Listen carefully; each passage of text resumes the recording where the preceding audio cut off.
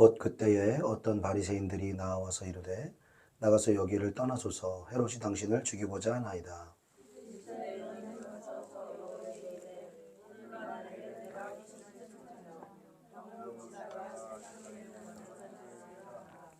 그러나 오늘과 내일과 모레는 내가 갈 길을 가야 하리니 선지자가 예루살렘 밖에서는 죽는 법이 없느니라.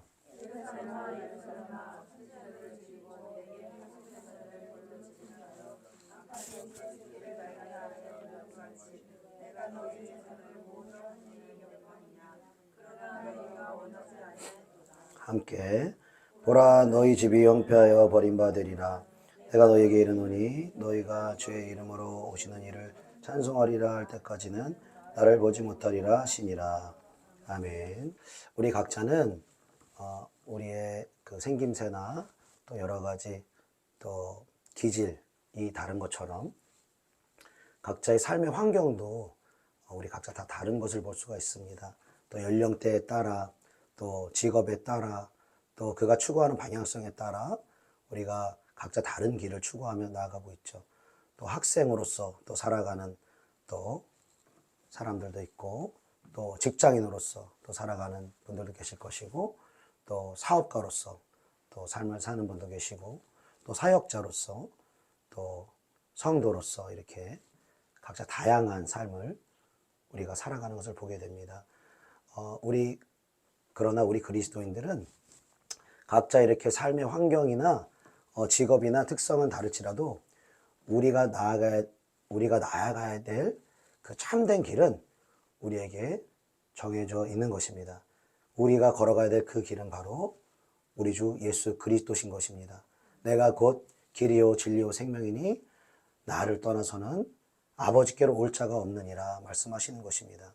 우리가 직업을 갖고 거기서 열심히 생활하는 것도 본질적으로는 돈을 많이 벌기 위해서 성공하기 위해서가 아니라 그 직장에서 주의 뜻을 이루고 주님이 걸어가신 그 길을 나의 삶과 직장 생활을 통해서 아버지의 뜻을 이루어 드리는 것입니다. 그것이 바로 예수님이 이 땅에 오신 이유라고 주님은 말씀하시는 것입니다. 내가 이 땅에 온 것은, 하늘에서 내려온 것은 내 뜻을 행하려 함이 아니라 나를 보내신 아버지의 뜻을 행하려 함이니라 주님이 우리에게 말씀하시는 것입니다. 그러므로 모든 예수 믿는 사람들은 예수님이 걸어가신 그 길이 어떤 길인지 우리가 잘 살펴보고 그 길을 따라 걸어 나아가야 할 줄로 믿습니다. 오늘 누가복음 13장 31절로 32절 말씀 같이 한번 해보겠습니다. 누가복음 13장 31절 32절 시작. 곧 그때에 어떤 바리새인들이 나와서 이르되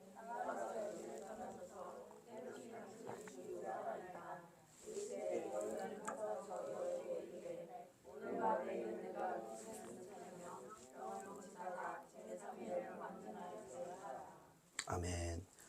자, 어떤 바리새인들이 주님께 나와서 헤롯이 예수님을 죽이려고 한다는 그러한 소문을 알려주고 있는 본문인 것인데요.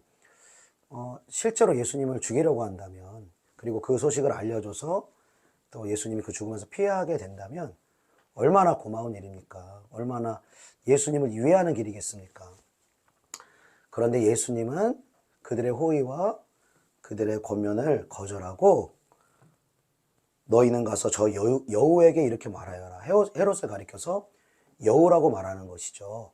그러면서 오늘과 내일은 내가 귀신을 쫓아내며 병을 고치다가 3일에는 완전하여지리라 이렇게 말씀하시는 것입니다.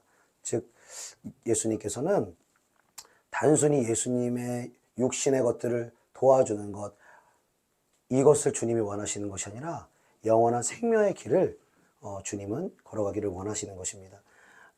사마리아 여인과 요한복음 4장에서 예수님께서 대화를 나누시면서 나중에 그 제자들이 이제 그 먹을 걸 사러 갔잖아요. 그 사이 이제 사마리아 여인과 이제 깊은 대화를 나누시는데 이제 대화가 끝날 무렵에 먹을 거를 가지고 왔어요, 제자들이. 그랬더니 이제 잡수십시오 이렇게 말했더니 나의 양식은 나를 보내신 자의 뜻을 이루는 것이라 이렇게 뜬금없는 말씀을 하십니다.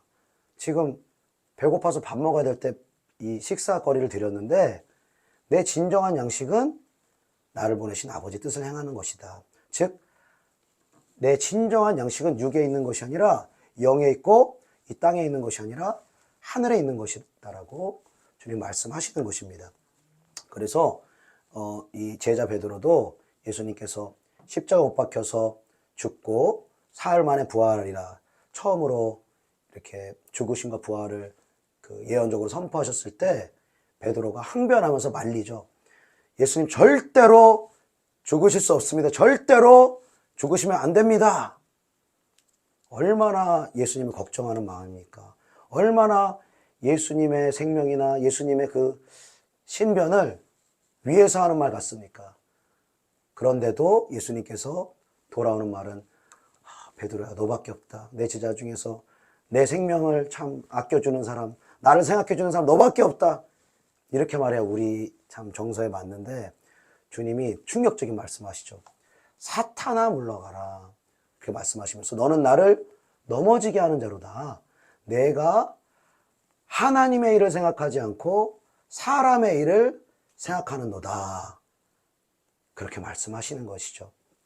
즉 예수님의 선택의 기준은, 예수님의 우선순위는 사람의 일, 땅의 일에 있는 것이 아니라 하늘의 일, 하나님의 일, 하나님의 뜻을 이루어드리는 데 있는 줄로 믿습니다. 자, 그래서 아무리 헤롯이 나를 죽이러 온다 할지라도 오늘과 내일 내가 하나님 맡기신 일들, 귀신을 쫓아내고 병을 고치는 이 일들을 오늘과 내일 날마다 그 일들을 행할 것이다. 그리고 3일에는 완전하여지리라. 즉 3일이라는 것은 완전수를 말하는 것인데 1, 2, 3의 세 번째 날을 말하는 것이 아니라 하나님이 정하신 그때에 예수님의 십자가의 죽음과 부활을 통해서 완전하여질 것이다. 하나님의 뜻을 완전히 이룰 것이다. 그리고 모든 인류를 향한 구원의 계획, 구원의 시작을 알리게 될 것이다. 주님은 말씀하시는 것입니다. 그리고 나서 33절에 우리 다 같이 한번 읽어보겠습니다. 33절 시작. 그러나 오늘과 내일과 모레는 내가 갈 길을 가야 하리니. 아멘, 아멘. 자, 예수님은 그 당시에 선지자로 또 선생으로 또 제사장으로 또 많은 사람들에게 여러 가지 방식으로 일컬어졌는데요. 죽음이 있을 거라는 경고 앞에서도 예수님께서는 선지자는 예루살렘으로 가야만, 예루살렘에 입성해야만 십자가에서 죽을 수가 있다라고 말씀을 하시고 그때까지는 오늘과 내일과 모레 내 갈 길을 가야 한다라고 말씀하시는 것입니다. 즉 죽음이라는 것은 생명과 사망은 생사복은 하나님께 맡겨드리고 나는 그것을 주장하는 사람이 아니라는 것을 고백하는 거예요. 나는 생명을 주관하고 사망을 주관하고 복을 주관하는 사람이 아니라 오히려 나는 내가 오늘, 내일, 날마다 걸어가야 될 그 길이 있다. 그리고 나는 그 길만을 걸어갈 것이다 라고 주님은 말씀하시는 것입니다. 우리도 이 길을 걸어가야 할 줄로 믿습니다. 우리는 예수님을 섬기며 어떠한 그 결과를 예수님께 요구할 때가 많이 있죠.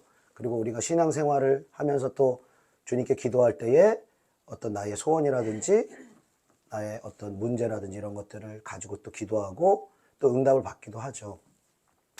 그런데 주님께서 우리에게 요구하시는 믿음은 우리가 기도를 통하여서 또 하나님의 도움을 받고 문제를 해결하고 거기에 머무르는 것이 아니라 응답은 주님께 맡겨드리는 거예요.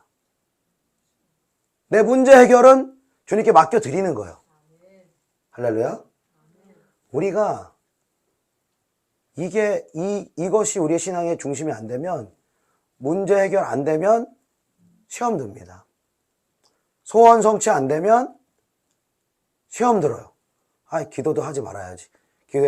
기도할 필요도 없구나. 시험이 드는 거예요.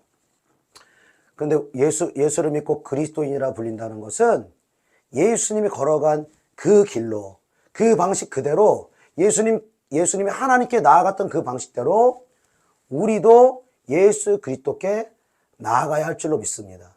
그리고 예수님은 자기의 뜻을 이루기 위해서 기도하지 않았습니다. 자기의 문제를 해결하기 위해서 기도하지 않았습니다. 예수님께서는 아버지의 뜻을 이루기 위해서 기도했습니다. 그리고 하나님 나라의 영광을 위해서 기도했습니다. 우리도 주의 뜻을 위하여 하나님의 영광을 위하여 기도해야 할 줄로 믿습니다. 그러나 이러한 진리들을 우리가 잘 알고 믿고 있지만 실제적으로 우리의 삶에 이게 적용하는 것이 때로는 어려울 때가 있다는 거예요. 왜냐하면 하나님의 뜻이라는 게 참 막연해 보이고 뭔가 금방 이루어지는 것 같지도 않고 눈에 보여지지도 않고 내 뜻이라는 거는 금방 보여지지 않습니까? 내가 이루고자 하는 거, 내 자녀가 잘 되고 축복받고 내 또 소원하는 바, 또 계획했던 바가 이루어지는 거, 또 문제가 해결되는 이거는 보이고 보이지 않는 게 분명하게 나타나는 거예요. 그러니까 결과도 분명히 얻을 수 있는데 주님의 뜻을 이룬다, 하나님께 영광을 돌려드린다, 이것은 때로는 우리에게 참 멀어 보이고 어려워 보인다는 것이죠. 그래서 우리가 처음 믿음 생활할 때는 우리가 기도를 하더라도 나 중심적으로 기도하는 게 어쩌면 자연스러운 것입니다. 이것이 잘못됐다는 것이 아니라 자연스러운 거예요. 나 이런 문제가 있습니다. 이런 어려움이 있습니다. 이런 한계가 있습니다. 이런 소원이 있습니다. 간절히 이것들을 가지고 구하는 것이 잘못된 것이 아니라 우리의 신앙의 여정의 출발로 주님은 이것을 삼기를 원하신다는 것이죠. 그렇게 우리가 그 문제를 통해서 간절히 주님께 나아갈 때 여러분 우리 안에 어떤 변화가 있습니까? 기도 가운데 우리의 영혼을 회복해 하시는 하나님의 은혜가 있는 것이죠. 어둠에 붙들려 있고 또 죄에 사로잡혀 있는 우리를 계속해서 기도하는 가운데, 무릎 꿇는 가운데, 간절히 주님을 찾는 가운데 그런 어두움들이 벗겨지고 점점 죄에서 떠나가게 시작되고 점차로 하나님을 사랑하는 마음이, 하나님을 사모하는 마음이 우리 안에 일어나게 되는 줄로 믿습니다. 그것이 성령이 우리에게 주시는 하나님 아버지의 마음이라는 것입니다. 우리의 육으로 기도를 시작하지만 그 기도가 우리의 절망스러운 문제와 어려움과 간절한 소원을 통하여서 그 기도가 깊어지고 간절해지면 어느 순간 성령이 우리에게 역사하심으로 우리가 바라지도 않았던 하나님의 뜻 가운데로 우리를 인도하시는 줄로 믿습니다. 제가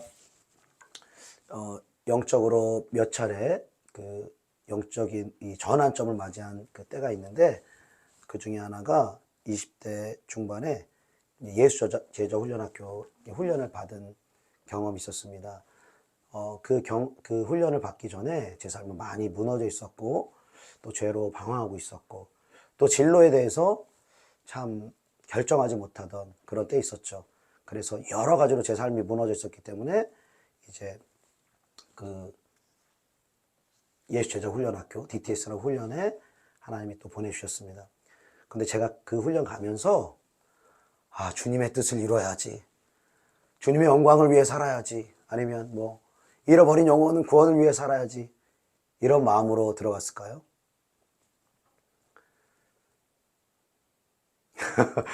네, 지금 뭐 제가 그런 말을 하고 그렇게 또 살아가는 부분이 있다 보니까 그럴 수 있다고 생각하시지만 그때 저는 그런 하나님의 뜻이나 하나님의 영광은 단 1%도 관심이 없었습니다.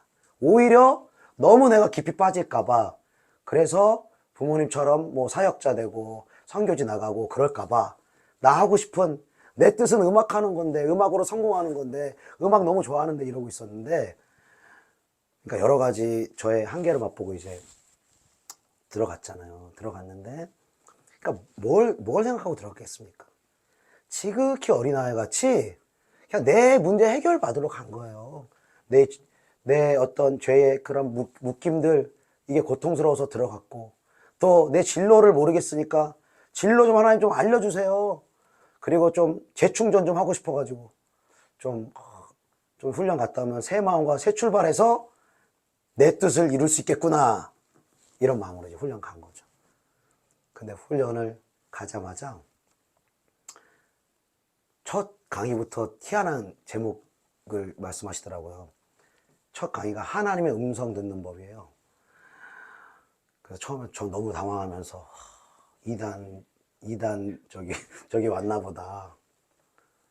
그만큼 제가 신앙적으로 미성숙하고 보수적이고 성경적으로 아무것도 몰랐던 거예요.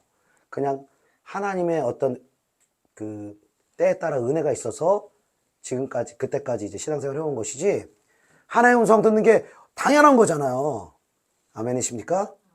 당연한 거예요. 우리가 말씀과 기도로 주님 앞에 나아가고 성령으로 기름 부어지면 하나님이 특별히 영예 때만 말씀하시는 게 아니라 환경으로도 말씀하시고 사람을 통해서도 말씀하시고 그리고 또 성령의 또 생각으로 또 음성으로도 말씀하시고 여러 가지 방식으로 말씀하시지 않습니까? 그런데 처음 딱 가자마자 하나님의 음성, 야 이거 진짜 잘못 왔나 보다. 근데 이제 빠져나갈 수가 없어요.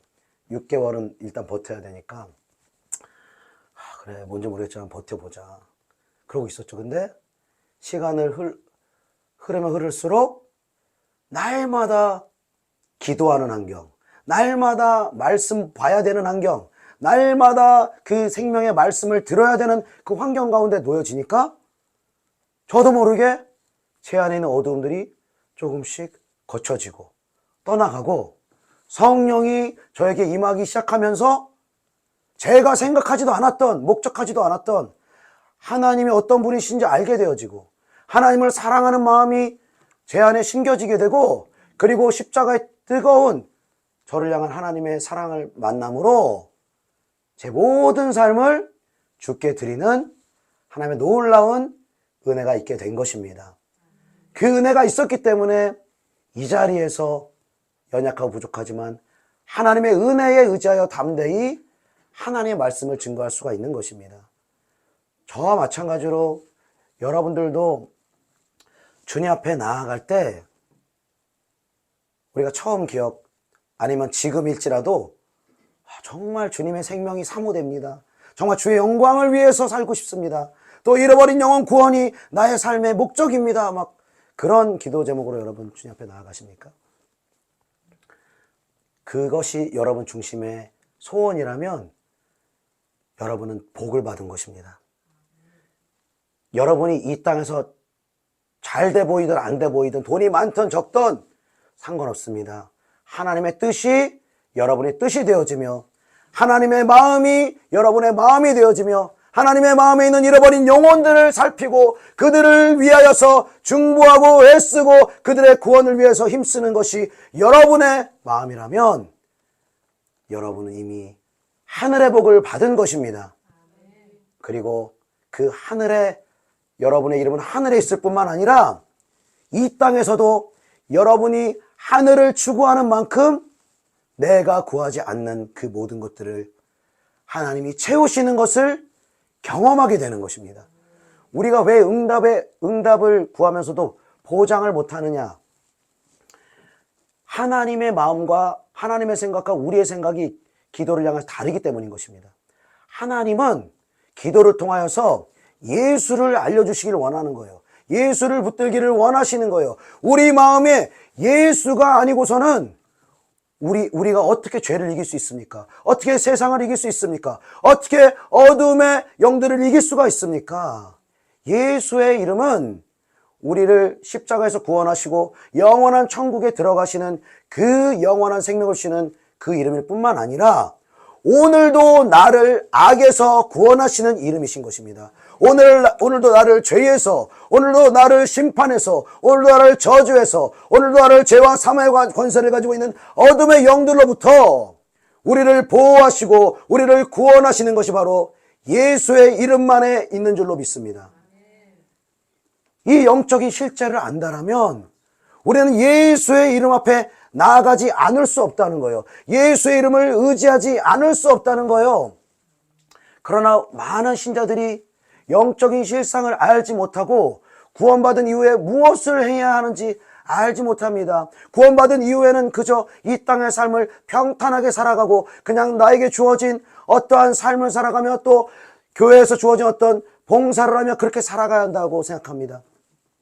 그러나 구원 이후에 우리의 삶과 우리의 길도 예수께서 걸어가신 그 길과 발맞추어 나아가야 할 줄로 믿습니다. 예수님의 걸어가신 그 길 어떻게 걸어가셨습니까? 예수님의 33년의 생애는 공생의 3년 반의 시간은 성경에 많은 기록이 나와 있습니다. 그러나 그 30년 동안의 예수님의 삶은 그 자세히 기록이 되어 있지 않습니다. 워낙 어릴 때 예수님 그 갓난아기 때 태어나셨을 때 이야기와 또 2살 됐을 때 뭐 성전에 이제 올라가셨을 때 그때 기록과 또 12살 되셨을 때 예루살렘에 이제 그 예배를 드리러 갔을 때 이제 마리아와 요셉이 이제 예수님을 놓고 간 장면 우리가 잘 기억하지 않습니까? 그러니까 30세 전, 그러니까 공생의 전에 예수님은 기록이 별로 없어요. 그래서 그때 예수님 도대체 뭐 하셨을까? 우리가 여러분 안 궁금하셨습니까? 궁금할 수 있길 축복합니다. 궁금해야 돼요, 이거. 왜 다 예수님의 삶은요, 공생애 뿐만 아니라 공생애 전의 삶도 우리가 따라야 할 길이기 때문인 것입니다. 우리의 신앙의 여정에 많은 도움을 주시기 때문인 것이죠. 그 예수님의 공생의 삶의 이전의 삶은 우리가 그 복음서만으로는 다 알 수가 없습니다. 그렇기 때문에 예수님을 어떤 관점으로 우리가 봐야 하는가? 예수님을 말씀이 육신이 되신 분의 관점으로 우리가 보아야 하는 것입니다. 즉 하나님의 말씀, 즉 구약 성경이 예수님을 통해서 온전히 이루어지는 삶을 예수님은 살아가신 것입니다.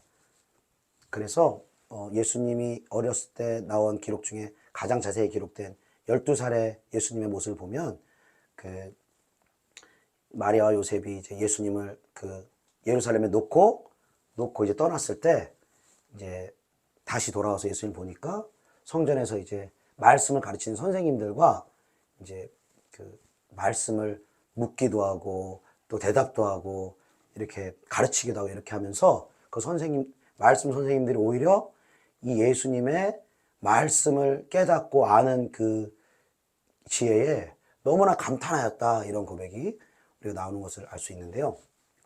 그 기록 이후에 이런 기록이 나옵니다.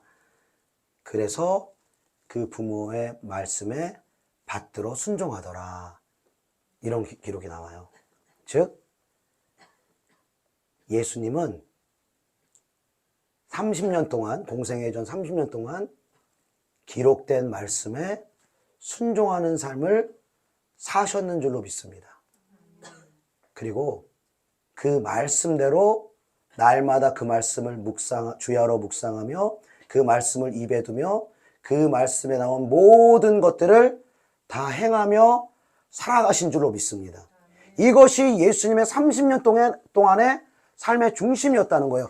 목수라는 직업이 그의 삶의 중심이 아니라 목수라는 직업을 하나님의 말씀을 통하여서 그 직업을 행하는 수많은 시간들 속에서 하나님의 뜻을 이루어 드리는 거예요. 목수의 일을 하면서 힘들고 짜증나는 일이 있고 그리고 땀이 나고 그리고 여러 가지 불평나는 일이 있을지라도 그러한 불평으로 짜증으로 반응하지 아니하고 하나님의 말씀대로 그리고 사람들을 사랑하며 또 섬기며 자신이 다른 사람의 짐을 도맡아주며 하나님의 말씀대로 순종하신 줄로 믿습니다. 그리고 이제 공생의 삶, 3년 반의 시간에 하나님의 아들로서의 삶을 우리가 보면 그때 보시면은 예수님이 말씀 묵상하러 갔다, 말씀 묵상했다, 이렇게 우리가 찾기도 어렵고 그런 기록이 없습니다. 말씀을 받다는 건 회당에 가서 누가복음 4장에 이사야 61장 말씀 펴면서 주 여호와 영이 내게 임하였으니 그 말씀을 쭉 읽어주시면서 오늘날 이 말씀이 너에게 응하였다, 이렇게 말씀하신 그 장면이죠. 그분이 뭐 성경을 보고 회당에 가서 말씀을 보고 이런 장면이 없어요. 예수님의 공생의 삶과 사역의 중심은 말씀이 아니라 기도의 삶이었던 것입니다. 그럼 예수님 말씀도 안 보고 어떻게 그러면? 여러분 30년 동안 주야로 그분의 말씀을 묵상했어요. 읽고 또 읽었어요. 여러분 유대인들, 경건한 유대인들 보세요. 토라, 모세오경을 다 외웁니다. 어릴 때부터 부모에게 성경을 가르침받고 구약성경을 달달달 외우면서 토라를 다 외우는 유대인들이 있고요. 그리고 어떤 사람들은 이 시편까지도 다 외우는 사람도 있고, 제가 믿기로는 예수님은 이 구약성경을 다 외우신 줄로 믿습니다. 저는 그렇게 믿습니다. 왜냐하면 다 외우셨기 때문에 사단 마귀가 시험을 할 때도, 세 가지 시험을 할 때도 그에 맞는 딱딱딱 말씀이 나가는, 신명기 8장, 신명기 6장, 신명기 6장 탁탁탁 나가는 것입니다. 제가 부족하지만 말씀을 가장 깊이, 가장 몰두해서 봤던 때가 신대원 이 입시 준비하면서 마지막 해 준비하던 때 1년이었어요. 1년. 1년을 준비했는데 그 1년 준비한 것을 가지고 1년 말씀에 몰두한 것을 가지고 많은 부분 지금도 그 하나님의 말씀을 또 분별하고, 그리고 그 말씀대로 또 생각하고 그 말씀대로 행하는 삶으로 나아갈 수 있게 하신 거예요. 1년만 몰두하더라도 어느 정도 시간이 유지가 되는 거예요. 근데 예수님은 30년 가까운 시간 하나님의 말씀에 몰두하셨다. 충분히 외우셨다라고 우리가 믿음으로 볼 수가 있는 것입니다. 할렐루야. 이 하나님의 말씀을 날마다 사모하며 주야로 묵상하는 저와 여러분 되기를 축복합니다. 그리고 예수님의 공생애의 삶의 중심은 기도의 삶이었던 것입니다. 그 삶의 중심이 사역에 있는 것이 아닙니다. 귀신을 내쫓고 병을 고치고 가르치고 복음을 전하고, 이러한 모든 사역의 중심은 기도를 통하여서 성령의 능력을 받아야만 가능했던 거예요. 사역 가운데 예수님에게 쏟아지는 그러한 어두움들, 그러한 사람들에게서 영향을 받았던 그러한 죄성들, 이런 모든 어두움들을 떨어내기 위해서 성령의 능력을 강구해야 했던 거예요. 모든 필요한 하나님의 자원들을 하나님께 구하러 나아가는 기도의 삶으로 주님은 걸어 나아가신 줄로 믿습니다. 주님이 말씀과 기도의 자리로 날마다 더 깊이 나아가는 어느 순간 하나님은 예수님께 성령으로 세례를 내리시는 거예요. 그리고 하나님의 일을 감당할 수 있는 때를 허락하시는 것입니다. 많은 예수 믿는 사람들이 저는 말씀도 봅니다. 기도도 합니다. 근데 다른 게 할 일이 없어요. 봉사도 했는데 시간이 남아요. 교우들과는 교제되는데 시간이 남아요. 그럼 남은 시간 뭐 해야 돼요? 예수님이 하신 것처럼 하면 되는 거예요. 남은 시간은. 할렐루야. 그게 우리의 목표가 돼야 된다는 거예요. 우리가 육신이 있어서 비록 여전히 세상을 사랑하고 육신의 저녁 가운데 거할 때가 많이 있지만, 우리의 바라봐야 될 곳은, 우리의 신앙의 목표는 예수님이 돼야 된다는 거예요. 예수님의 삶, 예수님이 살아가신 방식대로 예수님이 날마다 십자가를 지고 자기를 버리고 하나님의 뜻을 위해서 살아갔던 것처럼 저와 여러분이 그렇게 살아가야 하는 것입니다. 그런데 이 영적인 생명의 길을 우리가 못 가는 이유를 오늘 성경에는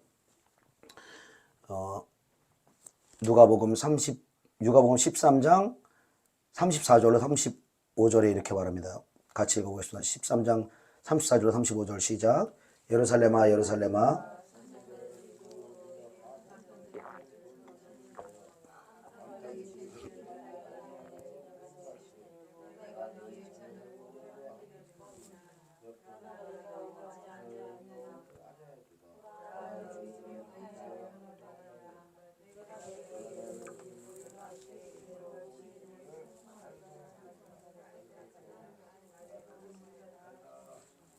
아멘, 아멘.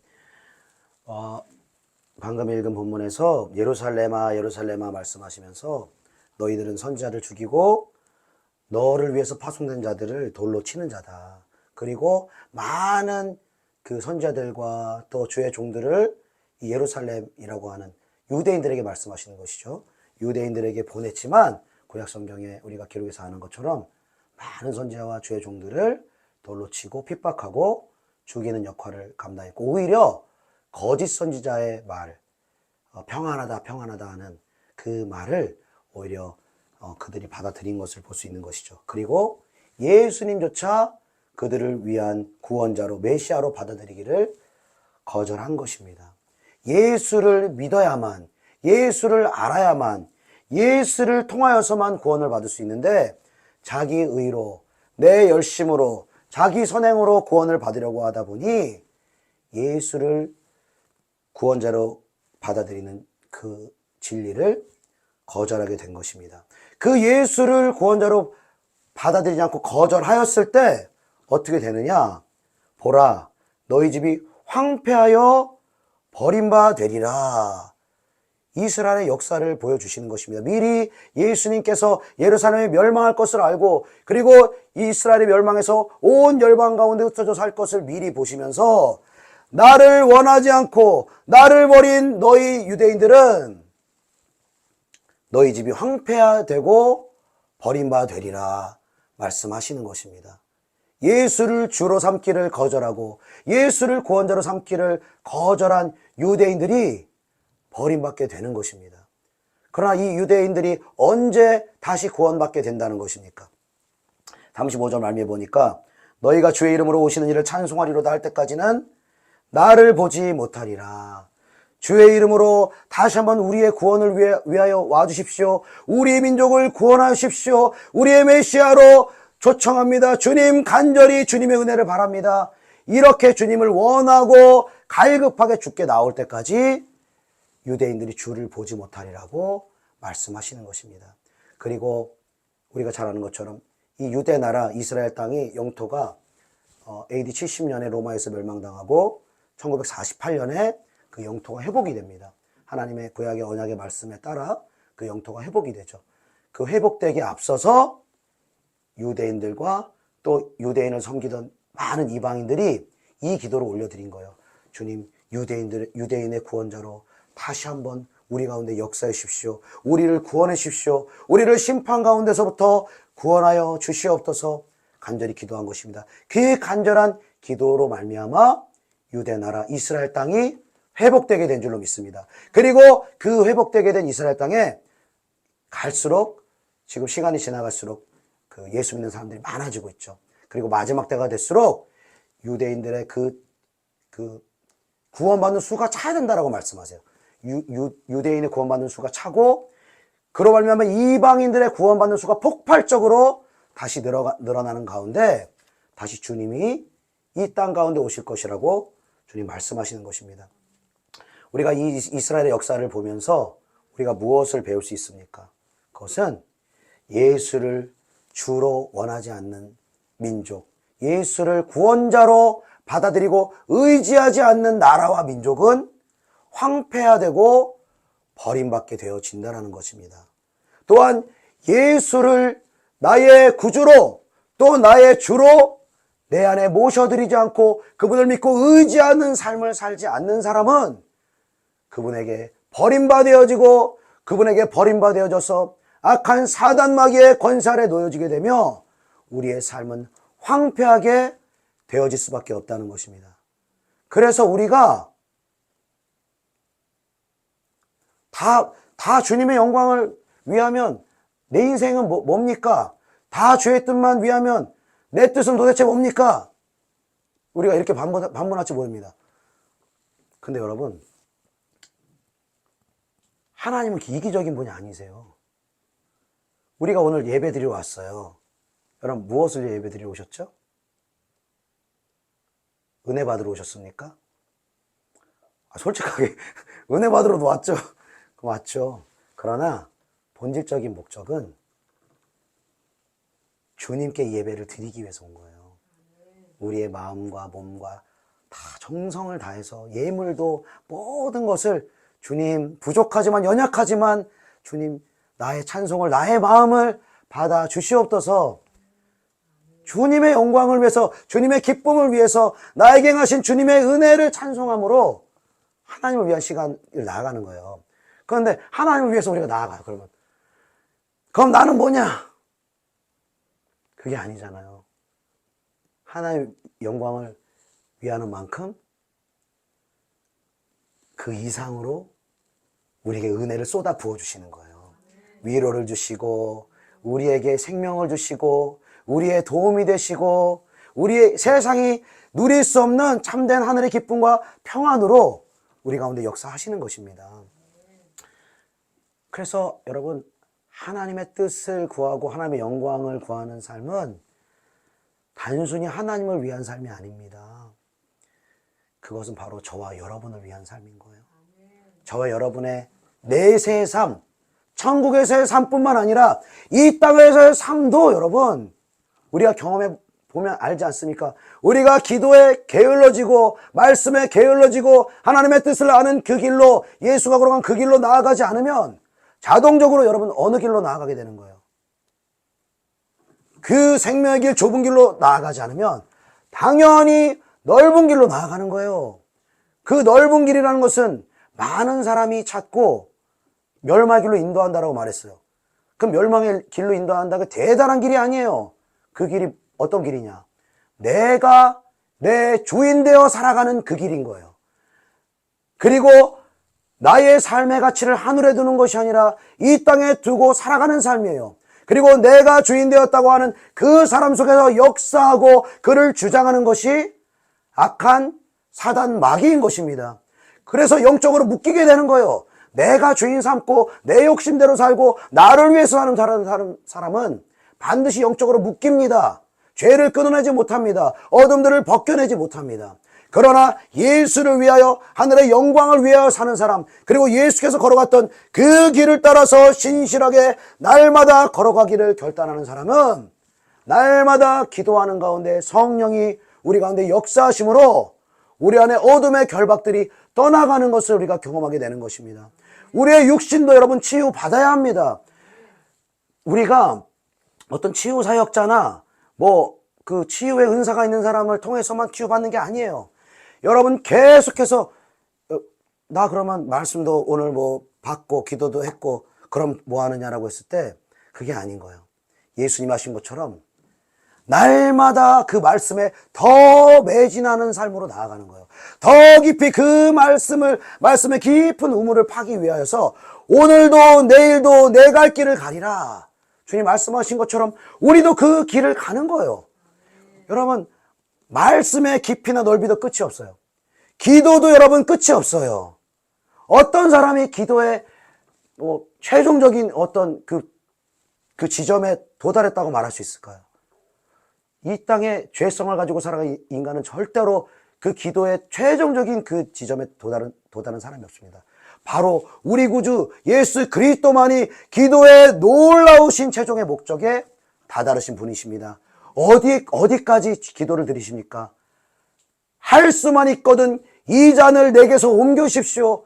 그 예수님의 생명을 주님 앞에 드려야 하는 그 육신을 가진 그 연약한 인간으로서의 갈등의 마음을 가지고 있으면서도 그렇게 고백할 수밖에 없으면서도 그러면서도 주께 고백하기를 하나님께 고백하기로는 그러나 나의 원대로 마시옵고 아버지의 원대로 되기를 원하옵나이다. 여러분 이 고백을 여러분의 소원을 가지고 여러분의 문제의 끝을 가지고 여러분 이 예수님이 드린 고백을 여러분 드릴 수 있으십니까? 주님의 뜻이 이루어지기를 원합니다. 이 문제를 통하여서 내가 간절히 기도하는 이 소원의 기도를 통하여서 주의 뜻이 이루어지기를 원합니다. 나를 통하여서 하늘의 뜻이 이 땅 가운데 이루어지기를 원합니다. 이렇게 기도하는 사람은 복된 사람입니다. 그리고 그 영혼이 회복되고 그의 중심이 변화되고 그의 중심에 묻고 있던 어둠들이 떠나가고 성령과 말씀이 그 사람을 지배함으로 그 사람이 구하지 않는 것들이 달라붙어요. 그 사람이 구하지 않는 것들이 더해지는 거예요. 여러분, 요셉을 보세요. 다윗을 보세요. 다니엘을 보세요. 나 총리 돼야지. 나 총리 되려면 이렇게 열심히 해야 되고 이렇게 노력해야지. 나 왕 되려면 이런 과정을 거쳐서 이렇게 열심히 해야지. 하나님의 사람 중에서 그렇게 높아진 사람이 아무도 없습니다. 그들은 어떻게 했느냐?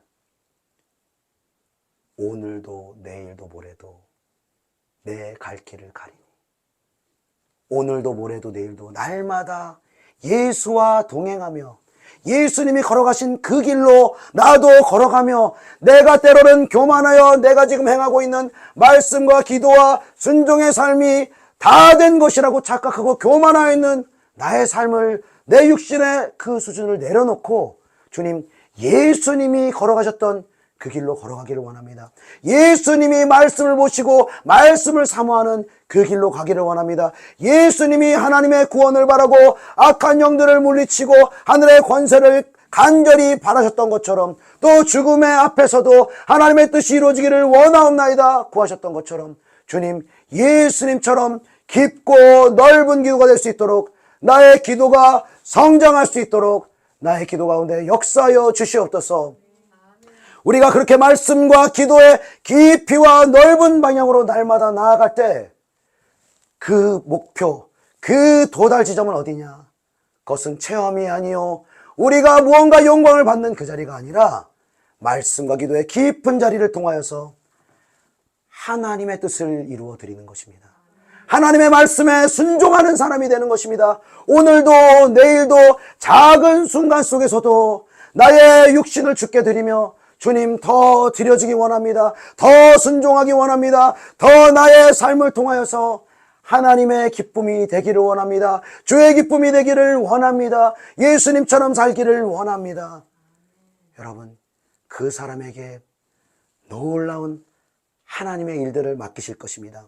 그리고 하나님의 놀라우신 자원을 우리에게 주실 것입니다. 모든 것을 하나님께 드린 자에게 모든 것을 하나님께 청지기로서의 삶을 사는 사람에게 우리가 구하지 않았던 재물도 허락하실 것입니다. 저도 하늘의 능력을 사모하고 말씀에 깊은 사람이 되고 막 사모했습니다. 지금도 사모합니다. 그러나 지금은 그것을 더 사모하지 않습니다.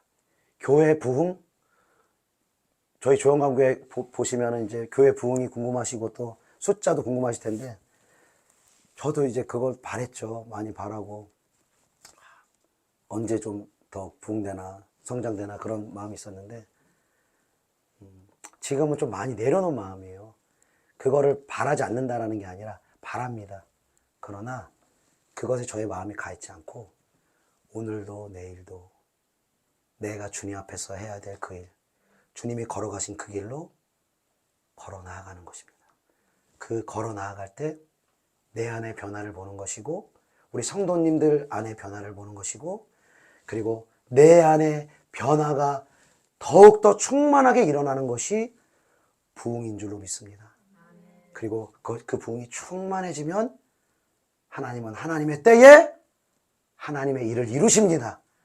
영혼들을 구원할 것입니다. 많은 사람들에게 우리를 파송하실 것입니다. 여러분, 그 때를 준비하십시오. 여러분의 문제를 통해서 어려움을 통해서 기도하는 자리로 나오는 이 때에 여러분 그 하늘의 영광을 위해서 영적으로 성장하고 준비되어지는 저와 여러분 되시기를 예수님의 이름으로 축복합니다. 기도하겠습니다.